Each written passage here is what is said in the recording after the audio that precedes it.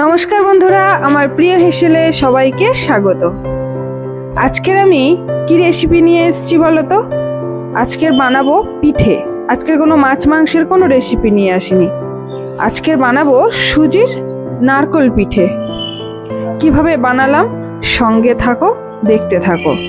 প্রথমে আমি বলি, এখানে নিয়ে নিয়েছি আমি 3টে নারকেল। নারকেলগুলোকে আমি সব ফাটিয়ে নেব। নারকেলগুলোকে ফাটিয়ে নারকেলের ভিতর থেকে জলটাকে বার করে নেব।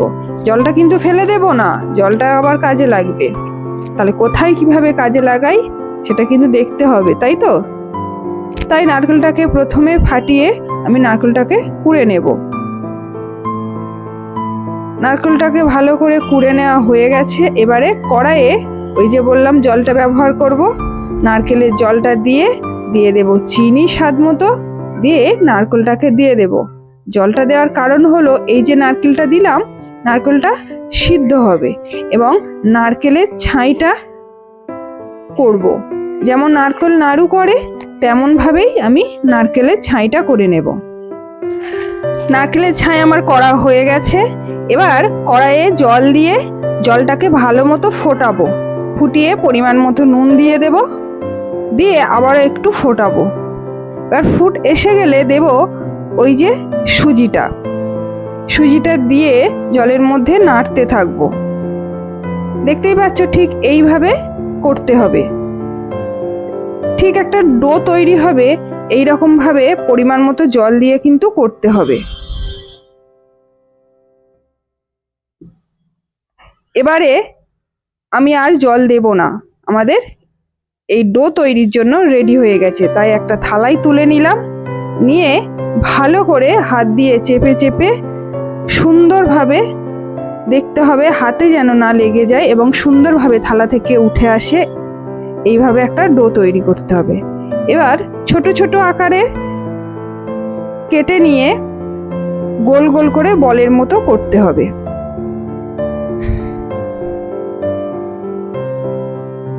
দেখতে পাচ্ছ ঠিক এইভাবে করে নেবে। নিয়ে এই গোলগুলোকে কি করব বলো তো? একটা বাটি আকারে শেপ দেব।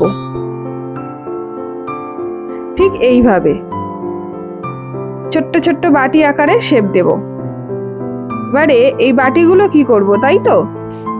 এই বাটিগুলোর মধ্যে ওই যে নারকেলের পুরটা তৈরি করেছিলাম, ওই নারকেলের পুরটা দিয়ে দেব।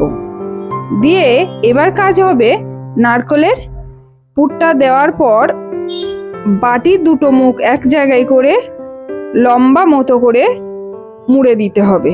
দিলেই ঠিক নারকেল পিঠের শেপ নেবে। ঠিক এইভাবে দেখতেই পাচ্ছ সুন্দর সুন্দর ভাবে তৈরি হয়ে যাচ্ছে নারকেল পিঠে। এইভাবে আমি প্রতিটা নারকেল পিঠে রেডি করে নিয়েছিলাম, তাও আবার সুজির নারকেল পিঠে। এবারে কি করব, ওই যে নারকেল পিঠের শেপ দিলাম, তাই একটা ফুটো বাটি নেব। বাটিতে তেল মাখিয়ে নারকেল পিঠেগুলো সব দিয়ে দেব। দিয়ে হাঁড়িতে জল দিয়ে জল গরম করে তার উপর বসিয়ে দেব। দিয়ে এবারে একটা কাপড় ছেড়ে নিয়ে হাঁড়ির মুখটাকে ভালো করে চেপে বন্ধ করতে হবে, যাতে ভাপটা না বেরিয়ে যায়। ভাপ বেরিয়ে গেলে পিঠেটা কিন্তু সিদ্ধ হবে না, এটা কিন্তু খেয়াল রাখতে হবে।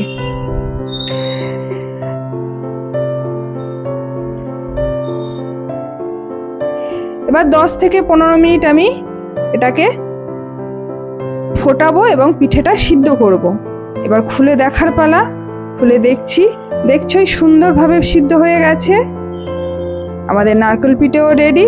এবার ঢেলে নেব, তোমাদেরকে দেখাই কেমন হলো।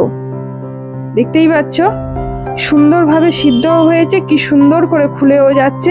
সুজি দিয়ে একবার এইভাবে বানিয়ে দেখো, খেতে দারুণ হয়।